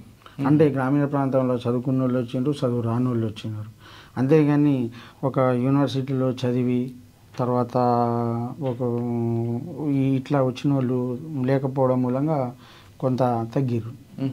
అంటే మీ దగ్గరకు వచ్చిన వాళ్ళు, కృష్ణపట్టి దళంకి వచ్చిన వాళ్ళు, అంటే ఎక్సెస్ ఫోర్స్ వచ్చింది అంటున్నారు కదా, వాళ్ళలో చదువుకునే వాళ్ళు వచ్చారా, లేదు చదువు రాకపోయినా ఆ భావజాల ప్రభావంతో వచ్చిన ఉన్నారా, లేదు వ్యక్తిగత కోపాలు తీర్చుకోవడానికి వచ్చిన ఉండేవారు? అంటే అందరు వచ్చేది. అంటే చదువు రాని వాళ్ళు వచ్చేది, చదువుకున్న వాళ్ళు వచ్చేది. వ్యక్తిగత కోపాలతోటి వచ్చిన వాళ్ళు చాలా తక్కువ.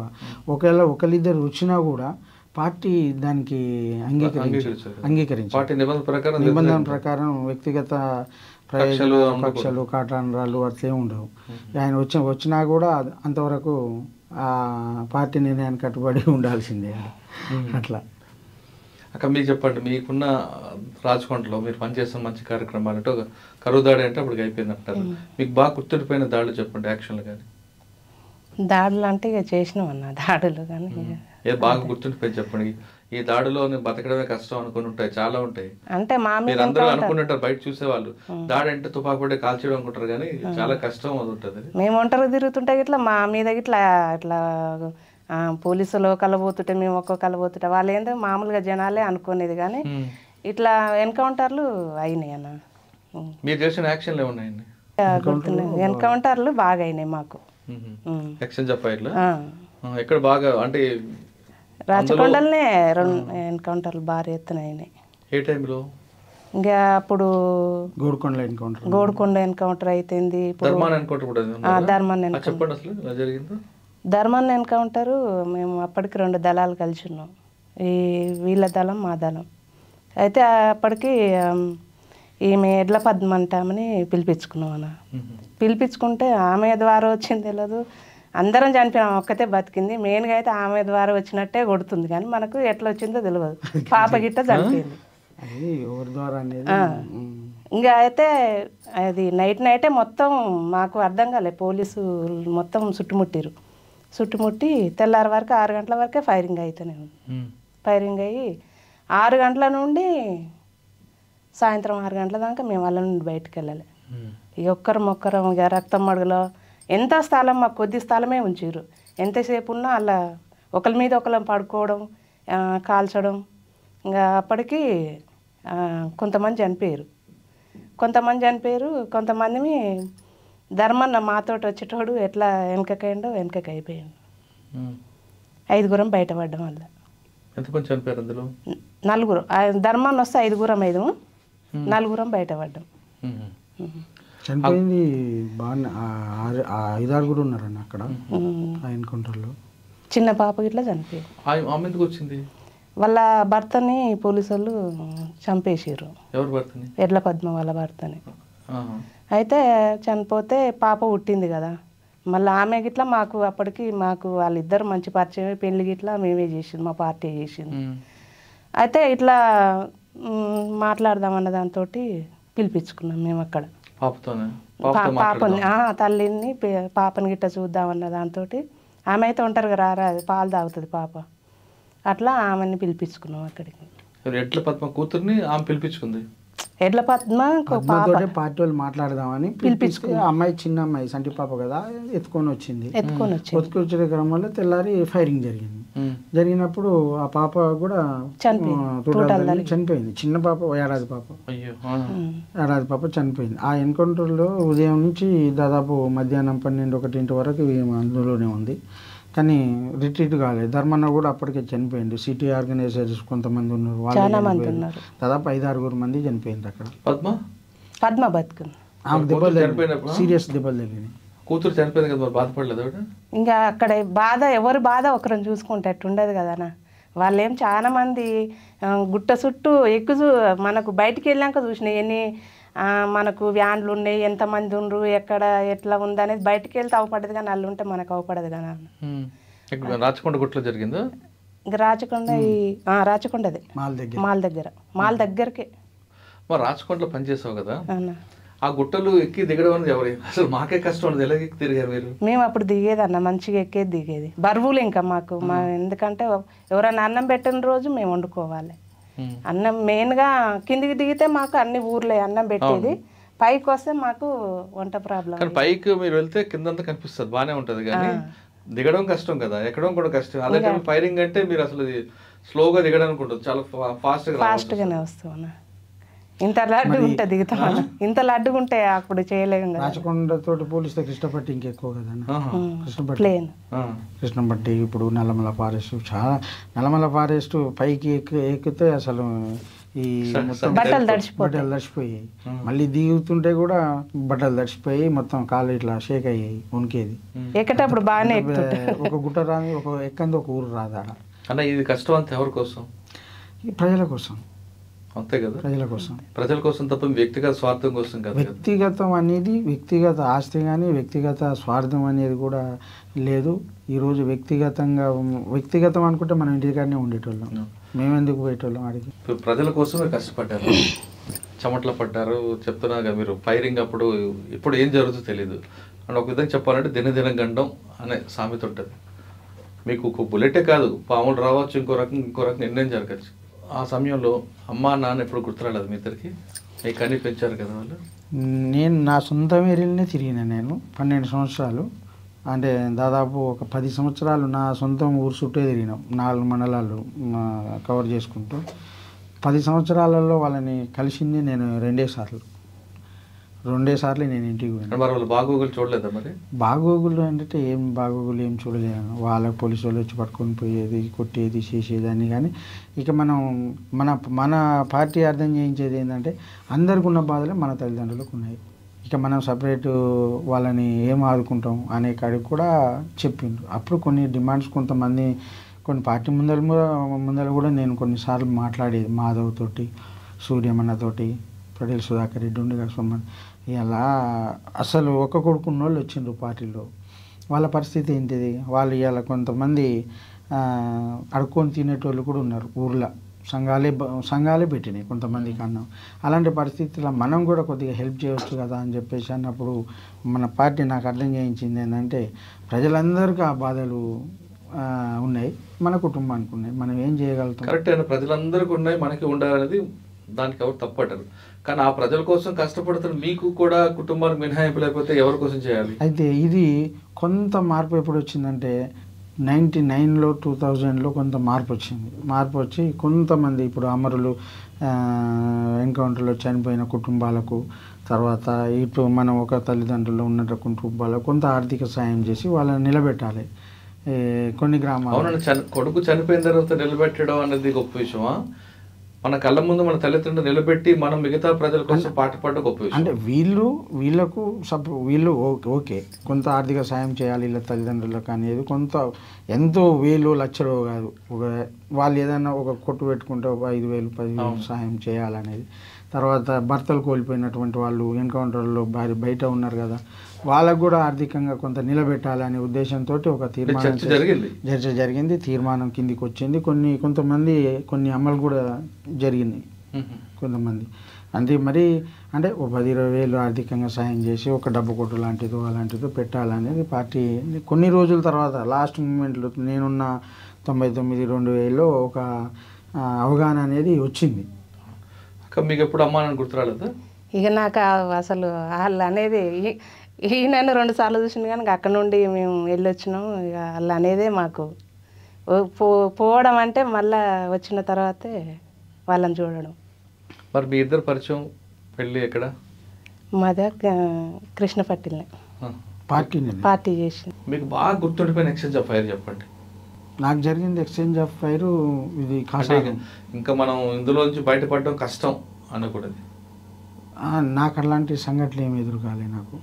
మాకు 94లో ఒకటి ఎదురైన దాంట్లో 2 చనిపోయారు. కతిమూలం కొన్ని ఎక్కడ ఈ కాసారం అని గుర్రంపూడి మండలం కాసారంలో దాదాపు ఒక గంట సేపు ఫైరింగ్ అయింది. 94లో ఫైరింగ్ అయింది. దాంట్లో నుంచి మనం ఇంట్లో ఉన్నాం, వాళ్ళు బయట ఉన్నారు. అది బయట పడతాం అనుకోలేదు కానీ బైలక్లో బయటపడ్డాం. కొద్ది దూరం ఇచ్చిన తర్వాత ఒక కామ్రేడ్ ఒక ఆయన నా ముందరనే జగన్ లాల్ సలాం చనిపోతున్నాను నువ్వు పో అని చెప్పేసి నాకే సైగ చేసి ఆయన అక్కడనే చనిపోయింది. నా ముందరనే చనిపోయింది ఇంతే దూరంగా. జగన్ లాల్ సలాం నువ్వు వెళ్ళిపో అని చెప్పేసి అన్నాడు. రోడ్డు మీదనే పడిపోయింది. నేను కిందికి పోయినా మళ్ళీ వచ్చి ఆయన పక్కన పడుకొని చూస్తాలకే ఇక్కడ పడ్డది బుల్లెట్. చనిపోయింది అప్పటికే. నా దగ్గర మామూలు 12 బ్యారెల్ ఉంటే అది అక్కడ పడేసి ఆయన దగ్గర మస్కట్ పట్టుకొని నేను కొంత దూరం వెళ్ళిపోయాను. అది అంతా ప్లేన్ ఏరియాగా ఉదయం 7 గంటలకు ఎంత దూరం పోలేము అని చెప్పేసి అక్కడి నుంచి మళ్ళీ బట్టలన్నీ ఇచ్చేసి వేరే పశువుల కాడలో బట్టలు అడుకొని ఆ వేపనాన్ని అలా గడ్డి ఆమ్లలో పెడితే మళ్ళీ వెనకంగా వచ్చి సీజ్ చేసేసుకోరు పోలీసు వాళ్ళు. 5 దొరికినాయి, నేను దొరకలేదు. నాంపల్లి దగ్గర జరిగిన ఒక నాంపల్లి సబ్ ట్రెజరీ ఆఫీసు అది పోలీస్ స్టేషన్ ఉంది కానీ నాంపల్లి పోలీస్ స్టేషన్లో వెపన్స్ లేవు. అక్కడ ట్రెజరీ ఆఫీసులో ఉన్నాయి. ఆ ట్రెజరీకి వాళ్ళు కాపలాగా ఉన్నారు, అందులో ఉన్నాయి. దాని మీద దాడి చేసి ఆ వెపన్స్ తీసుకుపోవాలని చెప్పేసి అనుకున్న తర్వాత వచ్చి దాడి చేసిన వాళ్ళు ఏమి ఇంట్లో అయిపోయారు, మేమేమో బయట అయినా రోడ్డు మీద. వాళ్ళు మాకు వెపన్స్ ఇవ్వలే. ఎవరు? పోలీసు వాళ్ళు. ఎందుకు ఇస్తారు వెపన్స్ మీకు? మేము దాడి చేస్తుంటే వచ్చి మనకు సరెండర్ అవుతారేమో వెపన్స్ ఇస్తారేమో అని చెప్పేసి పోయినాము.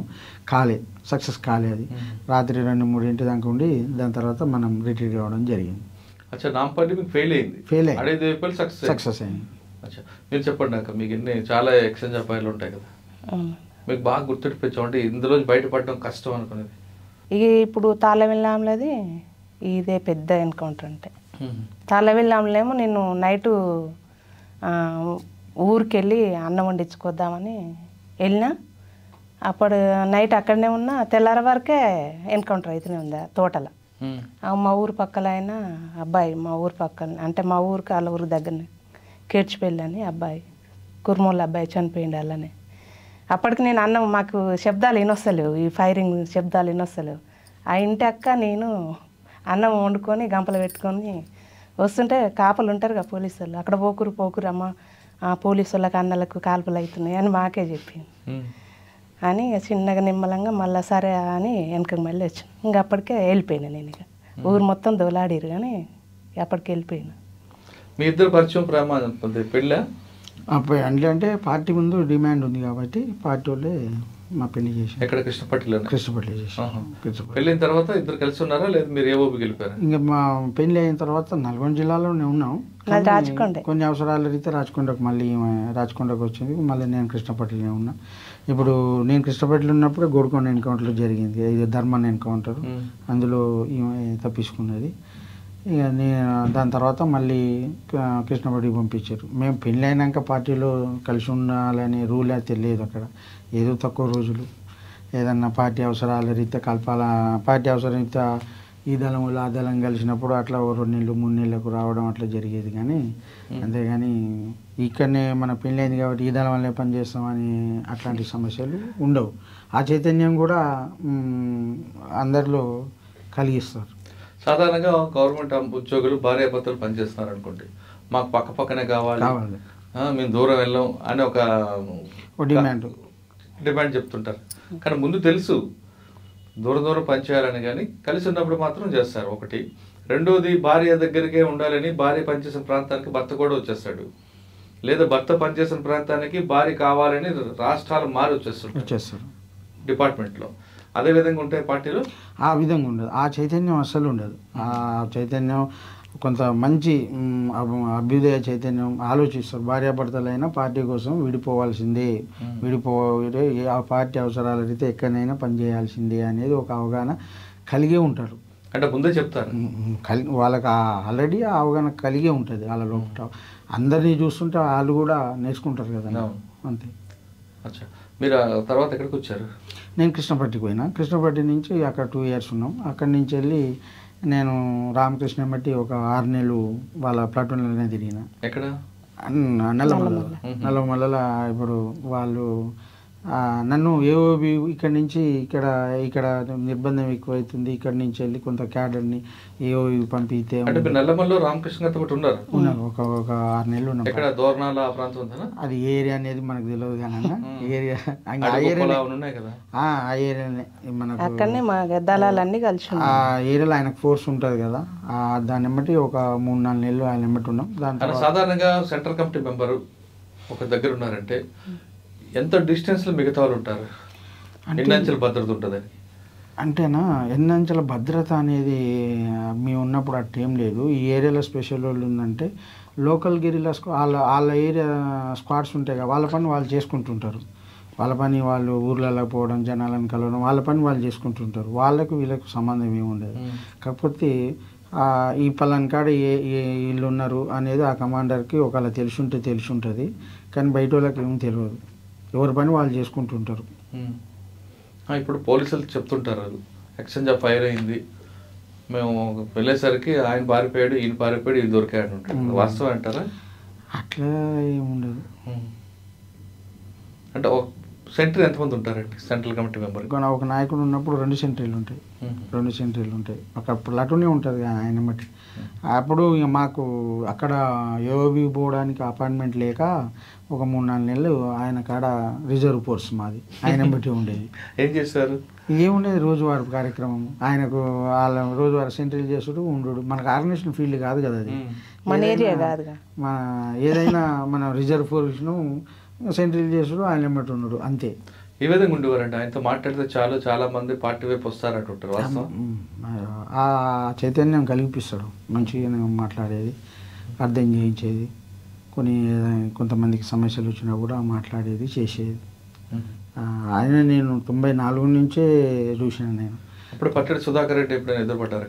పటేల్ సుధాకర్ రెడ్డి మా దళంలో ఉండి కనగల్లో పనిచేసిండు. తర్వాత మాకు అంటే పనిచేసిందంటే మమ్మల్ని గైడ్ చేయనీకి పటేల్ సుధాకర్ రెడ్డి, మాధవ్, తర్వాత ధర్మన్న వీళ్ళంతా ఆ అవసరాల రీత్యా ఇటు మీదకు పోవాలంటే రాచకొండలోకి కలపాలి. మరి మేమే కనగల్కి వచ్చి అక్కడి నుంచి ఆయనను కలిపేది. లేకుంటే కొన్నిసార్లు మాధవ్, తర్వాత పటేల్ సుధాకర్ రెడ్డి వీళ్ళందరూ కూడా మమ్మల్ని గైడ్ చేయనీకి ఈయన ఎట్లా చేస్తుండ్రు, ప్రజల సమస్యలు ఎట్లా తీసుకుంటుండ్రు, సంఘాలలో జనంతో ఎట్లా మాట్లాడుతుండ్రు, లేకుంటే దళాన్ని ఎట్లా గైడ్ చేస్తుండ్రు అనేది కూడా గమనించి ఇక్కడ నువ్వు మిస్టేక్ చేస్తున్నావు అని చెప్పేటోళ్ళు, తిరిగేటోళ్ళు వాళ్ళ మాయమట్టి. అట్లా 2-3 సార్లు ఎన్కౌంటర్ కూడా తప్పింది, జస్ట్ మిస్ అయింది అన్నట్టు. ఇక ఆ రోజు ఒకసారి వేరే ఊర్లో కుండాపురం అని ఒక ఊరు ఉంటుంది, ఆ ఊర్లో మాధవ్ ఉన్నాడు, సూర్యం ఉన్నాడు, ధర్మన్ ఉన్నాడు, నేను అందరం ఉన్నాం స్క్వాడ్. కానీ ఒక ఇంట్లో ఉన్నాం. ఆ ఇల్లు తెలిసిపోయింది జనాలందరికీ. తర్వాత పోలీసులకు కూడా తెలిసింది.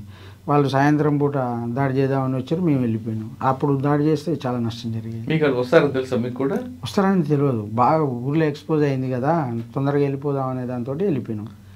వెళ్ళిపోయిన దాంతో మీరు మనం ఊరు చివరికి వెళ్ళినాం అటు, వాళ్ళు వచ్చి ఆ ఇంటి మీద దాడి చేసి ఇక బయట పడితే అయిపోయింది. దాటిపోయింది. అట్లాంటివి చాలా సంఘటనలు జరిగినాయి. అట్లాంటివి ఇప్పుడు లక్ష్మీదేవిగూడెం ఎన్కౌంటర్ అని చెప్పేసి మా దళం కాడనే జరిగింది. అది ఆ ఎన్కౌంటర్లు కూడా ఫేస్ టు ఫేస్ ఎవరు రాను అంటే ఎవరు రానుకొని చెప్పి కూడా ఫైరింగ్ జరిగింది. మా వాడు కూడా చనిపోయాను, మేము రిట్రీట్ అయినాం. అట్లాంటి సంఘటనలు. అంటే మీరు పటేల్ సుధాకర్ రెడ్డి గారు, ధర్మాన, మాధవ్ అందరూ తిరిగారు కదా, వీళ్ళ మధ్యన విభేదాలు ఉన్నాయ ఒక వార్త వచ్చింది, వాస్తవం అంటారా? అది తప్పు. విభేదాలు ఏమున్నాయని గొడవలు వస్తాయి అక్కడ. తన మాట చెల్లుబాటు అవ్వాలని అట్లాంటిది ఏముండదు. ఇంతకుముందు కొండపల్లి సీతారామయ్య, అప్పుడు గణపతి వర్గాలు, అప్పుడు అట్లాంటివి ఏమున్నాయో కానీ అప్పుడైతే లేవు. తర్వాత ఎక్కడికి వచ్చారు మీరు? ఏఓబి. ఏఓబికి ఎన్ని రోజులు ప్రయాణం పట్టింది నల్లమల్ల నుంచి? ఏఓబి నుంచి మనం నల్లమల్ల నుంచి బస్సుల ద్వారా పోయినాం. బస్సు ద్వారా ఒక 2 రోజుల చేరుకున్నాం. అంటే మీరు నల్లమల్ల నుంచి ఏఓబి వచ్చారు, 2 రోజులు బస్సు ప్రయాణం చేసి. అక్కడ మీకు భాష ప్రభావం కానీ లేదు, అక్కడ టెరైన్ కూడా ప్రాబ్లం ఉంటుంది. నల్లమల్ల కొండలు వేరు, ఏఓబి కొండలు వేరు. ఆ ఇబ్బంది రాలేదా? వచ్చినాయి. అంటే భాష ప్రభావం అంటే భాష అప్పటి వరకు నేను పోయినప్పుడు నాకు అక్కడ జిల్లా సెక్రటరీ, తర్వాత చర్చలకు వచ్చిన సుధాకర్, వాళ్ళిద్దరే కలిసి మాట్లాడిండ్రు. కొన్ని రోజులు ఉన్న తర్వాత ఇక నాకు ఆరోగ్యం సహకరించాలి, ఆ గుట్టలు అవన్నీ ఎక్కడానికి సహకరించగా నేను పార్టీకి లెటర్ రాసి వచ్చేసాను. ఏఓబికి వెళ్ళిన తర్వాత జాయిన్ చేశారా? ఏఓబికి వెళ్ళిన తర్వాతనే నేను మళ్ళీ. ఎన్ని రోజులు ఉన్నారు ఏఓబిలో? ఏఓబిలో నేను 6 నెలలే ఉన్నా. అచ్చా. మరి వాళ్ళు వద్దని చెప్పలేదా? మళ్ళీ మీకు నల్లమల పంపిస్తామని చెప్పలేదా? అంటే పార్టీ అప్పటికి ఇంకా నేనే కమాండర్ని, నేనే దళాన్ని లీడ్ చేస్తున్నా కాబట్టి నాకు ఆరోగ్య సమస్యలు, బాగా కాళ్ళ నొప్పుడు, తర్వాత అల్సరు, ఇలాంటి కొన్ని సమస్యలు ఉన్నాయి. ఆ సమస్యలతోటి ఇక నేను అప్పటికి ఇంకా కొంత నాలో చైతన్యం కూడా తగ్గి ఇక మా అమ్మ నాయనకి అప్పటికి పిలిపించుకోలే. ఒక 5 సంవత్సరాల తర్వాత పిలిపించినాం. ఇక అంటే ఇక మనం కొద్దిగా ఆరోగ్య సమస్యలు సహకరిస్తలేదు బాడీ అని చెప్పేసి పోదామని చెప్పేసి పార్టీకి లెటర్ పెట్టి. పార్టీ ఒప్పుకుందా? పార్టీకి లెటర్ పెట్టినాం. పెట్టారు, పార్టీ అనుమతి ఇచ్చిందా? పార్టీ మనం వాళ్ళు పార్టీ కలవలేదు, నాకు ఇంకా కలవక ముందుకే లెటర్ పెట్టేసి నేను వెళ్ళిపోతున్నా అని చెప్పేసి బయటకు వచ్చి. సుధాకర్ ఒప్పుకున్నారా? సుధాకర్ లేడు, నా ఎమ్మటి ఎవరు లేరు ఇంకా వాళ్ళిద్దరు. నేను సపరేట్ దళం, కోరుకొండ దళానికి area committee secretary plus commander బాధ్యత నేనే ఉన్నాను కాబట్టి నాతోటి సభ్యులకు లెటర్ ఇచ్చేసి నేను వచ్చేసి. ఎక్కడికి వచ్చారు? డైరెక్ట్ ఇంకా ఏర్పాటు వేసుకొని నల్గొండ ఎస్పీ గారు, అప్పుడు శివరెడ్డి సార్ ఉండే, ఇప్పుడున్న ఎన్టీఎన్సీ పైన ఆ సార్ ఉన్నాడు, ఆయన ఆ సార్ దగ్గర పోయి సరెండర్ అయ్యాడు. అక్క ఇద్దరం ఒకసారి. అప్పుడు అక్క ఉన్నారు అప్పుడు?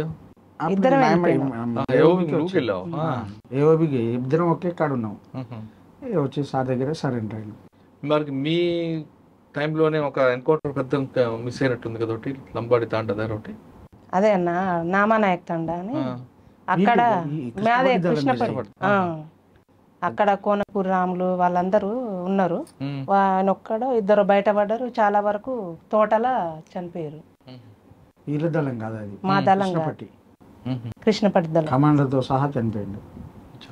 అన్న మీరు 12 సంవత్సరాలు ఉన్నారు, మీరు 6 సంవత్సరాలు ఉన్నారు.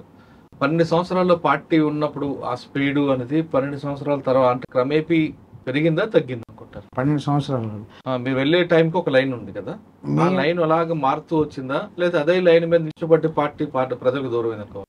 నేను ఉన్న టైంలో పార్టీ అభివృద్ధి అయింది నేనున్నంత వరకు. దాని తర్వాత 2002లో నేను బయటకు వచ్చిన కదా, దాని తర్వాత ఇక ఏం జరిగింది అనేది ఇంకా మీ అందరికీ తెలిసిన విషయం. అంటే ఎందుకన్నా ప్రజలకి పార్టీకి గ్యాప్ వచ్చింది? అంటే ఒకే సమస్య మీద పోరాటం చేయడం అనుకోవాలా, లేదు ప్రజలకు అనుగుణంగా ఇప్పుడు ఏ సమస్యలు ఉన్నాయి ఆ సమస్యలని గుర్తించడంలో పార్టీ విఫలం చెందనుకోవాలి?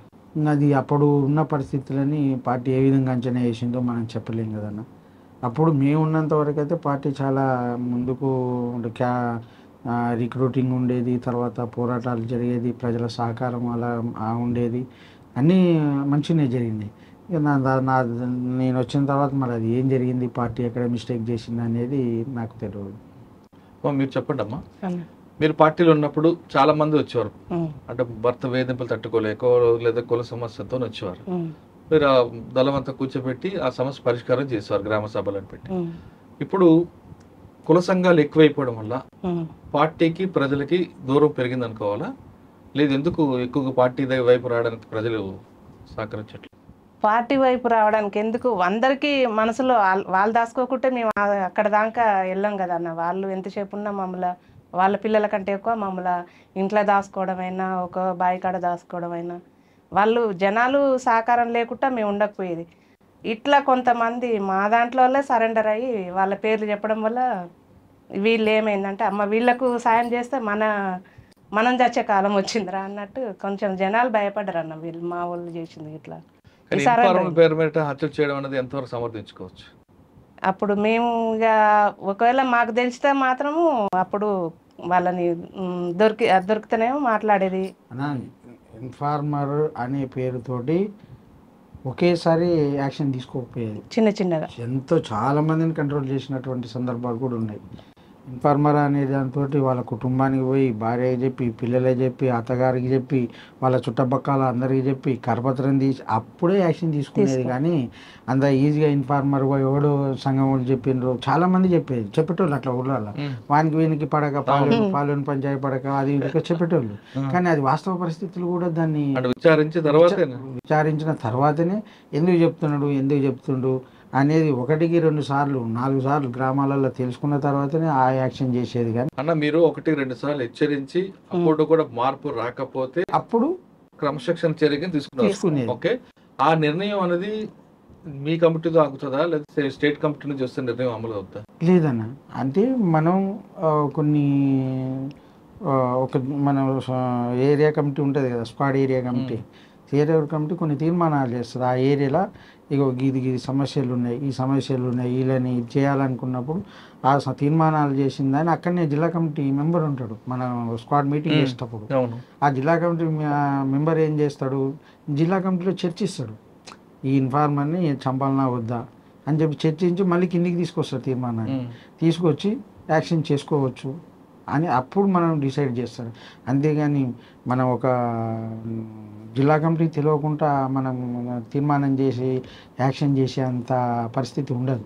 కానీ ఒకేసారి 11-12 మంది ఇన్ఫార్మ్ పేరెంట్ చంపడం అనేది న్యాయం అనిపిస్తుందా? అట్లేం చంపలేదండి ఎక్కడ కూడా, మీ దగ్గర కాదు. ఇక అది ఆ ఏరియాలో పరిస్థితిని బట్టి వాళ్ళ రిటాలియేషన్, వాళ్ళ సీరియస్నెస్ని బట్టి మరి ఇక వాళ్ళు అట్లా ఏం నిర్ణయం తీసుకుంటారు. కానీ ఒక వ్యక్తిని, ఒక ఇన్ఫార్మర్ని, ఒక అతన్ని చంపాలనుకున్నప్పుడు 100కు 99% ఆలోచించిన తర్వాతనే జరుగుతుంది. కానీ ఇన్ఫార్మ్ పేరు మీద చనిపోయిన వారందరూ కూడా దళిత వర్గాలకు చెందిన వాళ్ళు, మరి అప్పుడు పార్టీకి ఆ వర్గం సపోర్ట్ రాదు కదా? అంటే దళిత వర్గం అని చెప్పేసి మనం అట్లనే ఉంటే ఇంకా పార్టీ కూడా నష్టపోవాల్సి వస్తుంది కదా. పూర్తిగా బహిష్కరించవచ్చు కదా, చంపడం ఎందుకు? బహిష్కరించే అంత స్థాయి ఉన్నప్పుడు బహిష్కరిస్తారు. చుట్టాలకు చెప్పి, లేకుంటే భార్యకి చెప్పి, పిల్లలకు చెప్పి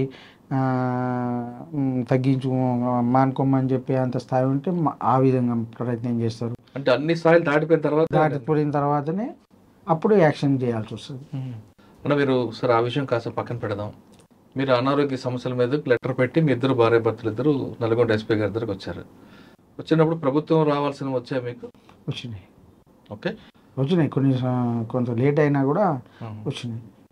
వచ్చారు. సాధారణంగా నక్సల్స్ మాజీలు అనగానే ఒక సెటిల్మెంట్ల గ్యాంగులు అలా చేసుకుంటూ తిరిగే వాళ్ళు కొంతమంది ఉంటారు. కానీ మీ ఇద్దరు సాధారణ జీవితం గడుపుతున్నారు. అందరూ అదే చేస్తలేరు. అందరూ అనట్లేదు, కొంతమంది. ఆ కొంతమంది చూసి మరి కొంతమంది ఆయనకి డబ్బులు ఉన్నాయి కదా నాకెందుకు లేదు అని కూడా. ఇలా అట్లాంటి వాళ్ళే పార్టీలో కనీసం నాకు కాళ్ళ సమస్య, మళ్ళీ నాకు కాళ్ళు పడడం సమస్య ఉంటే ఎన్ని డాక్టర్లు చూసినా కాళ్ళు పడకపోయి షూ వేసుకుంటేనే పరిష్కారం అని చెప్పేసి ఒక డాక్టర్ చెప్పింది. అప్పుడు పార్టీలో చెప్పులే వేసుకునేది, షూ ఎవ్వరు వేయకపోయేది. నేను ఒక 400 పెట్టి షూ తెస్తేనే అప్పుడు ఒక పెద్ద చర్చ, షూ వేసుకోవడం ఇది అంత కరెక్టా, అచ్చులు పడతాయి అని చెప్పేసి. దాని తర్వాత మళ్ళీ పార్టీ రియలైజ్ అయ్యి మళ్ళీ అందరికీ షూ కొనిచ్చింది అని అంటే ఇప్పుడు అంటే అడుగులు పట్టుకొని పోలీసు అది కూడా జాగ్రత్తలే కదా. అంటే తర్వాత ఒక్కొక్కరు పార్టీ బయటికి పోయినప్పుడు 12 అయింది, 12 టైంలో అన్న టిఫిన్ చేయడం ఏంది, అన్నమే డైరెక్ట్ తిందామని అంత ఆదర్శంగా ఆలోచించి 10 రూపాయలు మిలిగించిన వాళ్ళు కూడా ఉన్నారు. కానీ వాళ్ళు కూడా ఈరోజు కొంత బయటకు వచ్చి కొంత ఏది లగ్జరీ లైఫ్కి అలవాటు పడి ఉన్నారు. ఇక వాళ్ళకు అది చేతనైంది, మాకు అది చేత కాలేదు. అందరూ ఆ విధంగా ఉన్నారంటే ఆ విధంగా లేదు. మీరు పార్టీ నేర్పిన క్రమశిక్షణ ఇంకా పోతలేదు. పార్టీ అనేది కాకుండా ఇక మేము నిమ్మలంగా బతకాలనుకున్నాం.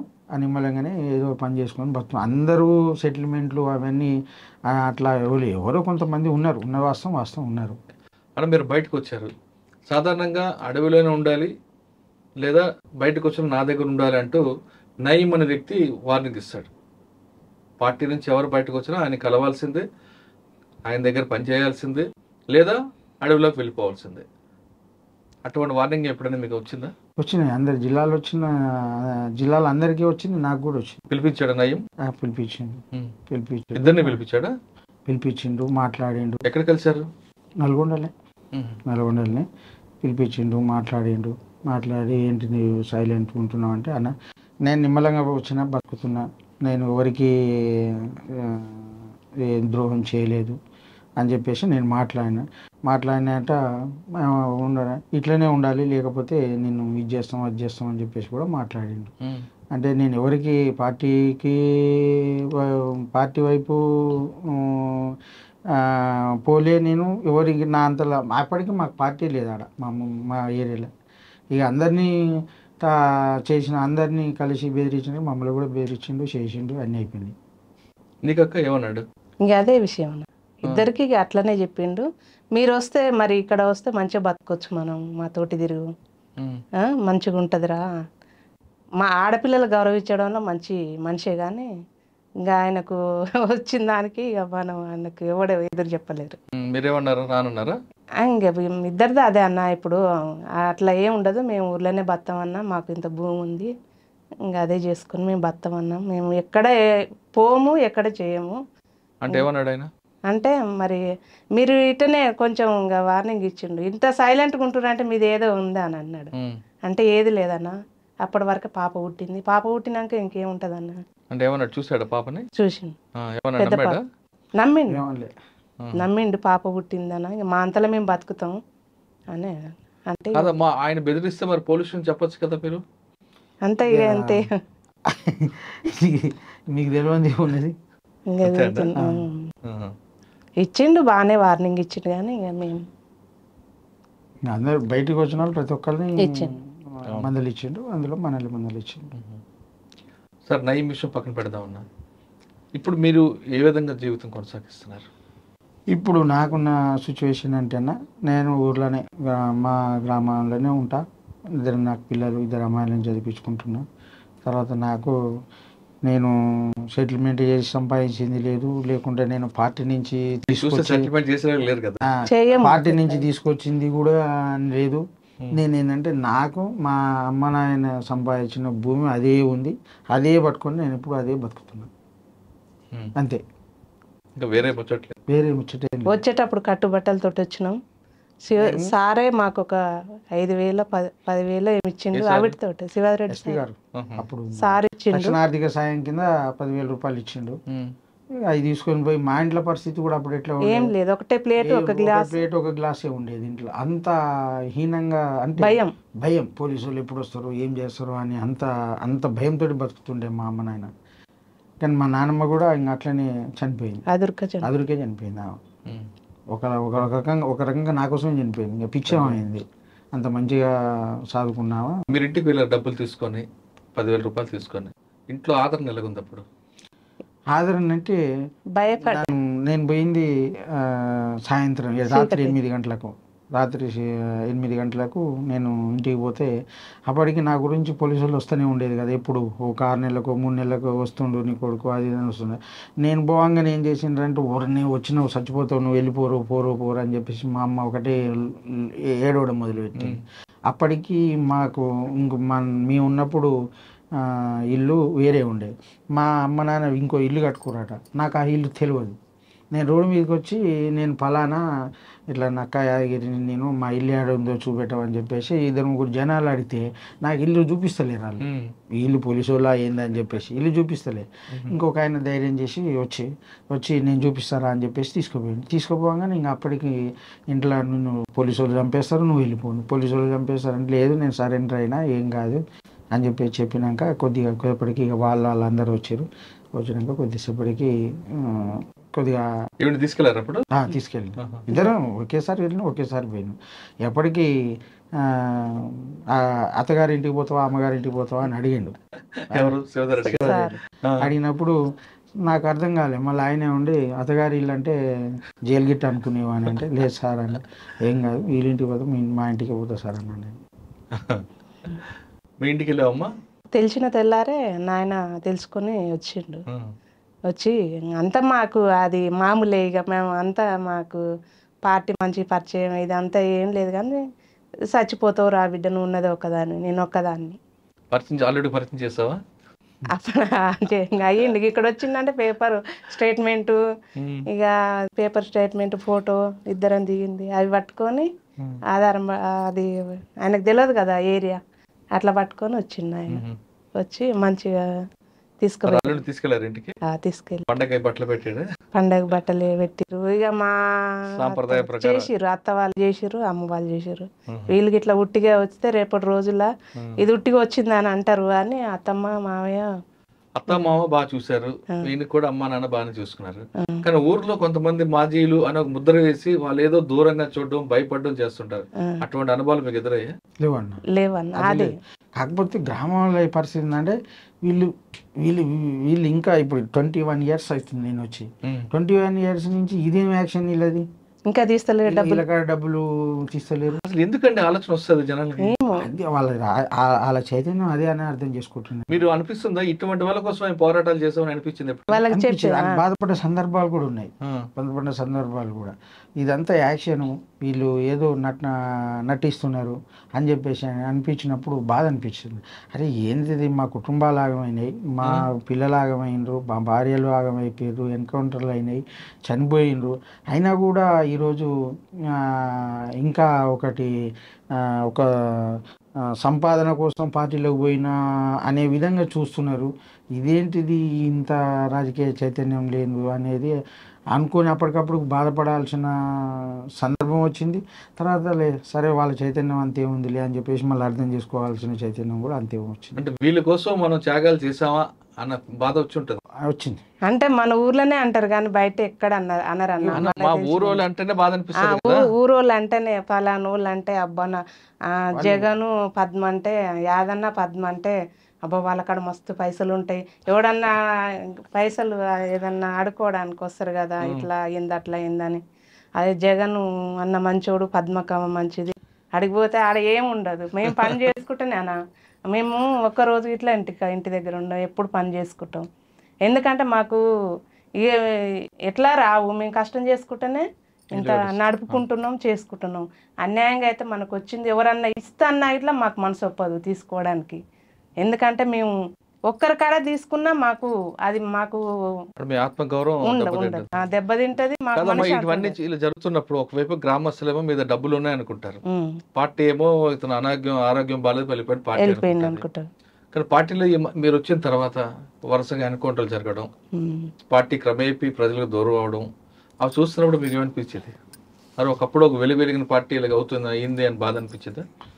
ఈ అంటేనా కొన్నిసార్లు ఒక అడుగు ముందుకు ఒక అడుగు వెనుకకు, ఒక అడుగు 2 అడుగులు ముందుకు పోయినప్పుడు ఒక అడుగు వెనుకకు పోతుంది. ఇక కొన్నిసార్లు జరుగుతూ ఉంటాయిలే అని అర్థం చేసుకున్నాం. ఫైనల్గా చెప్పండి అమ్మా, అన్న. మీ తరంలో ఏదో ప్రజలు చేయాలి, ప్రజల్లో రాజకీయ చైతన్యం కల్పించాలనే ఉద్దేశంతో మీరందరూ వెళ్ళారు ఆ భావజాలంకి, ఉమ్.